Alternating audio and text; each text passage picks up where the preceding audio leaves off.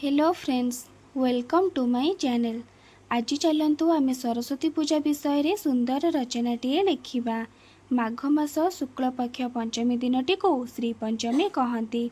प्रतिवर्ष यही दिन सरस्वती देवी को पूजा करा जाए। से विद्या और बुद्धिर मालिक अटंती। एणु स्कूल कॉलेज और विभिन्न अनुष्ठान रे सरस्वती पूजा पालन करा जाए। पूजार पूर्व दिन विद्यालय हता को सफासुतुरा कराए। विद्यालयर फाटक आगरे आंबर तोरण शोभा पाए। देवी पूजा मंडपटी को भल भाव सजाई दि जाए।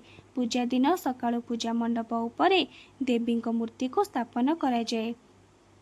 पिलामाने सकाळु गाधोई नुआ पोशाक पिंधि स्कूल को जाती। देवी से माने नाना जातिर फूलरे हार तैयारी करती। ब्राह्मण पहुँचिले पूजा आरंभ हुए। शंख और घंट शब्द चारिआड़ कंपी उठे। पूजा शेष समस्ते पुष्पांजलि दियंती। तापरे प्रसाद सेवन करी समस्ते घर को फेरती।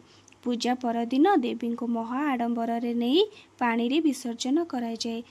एहीपरि अनेक सुंदर वीडियो पाई आपण माने मोर चैनल को सब्सक्राइब करंतु। Thank you.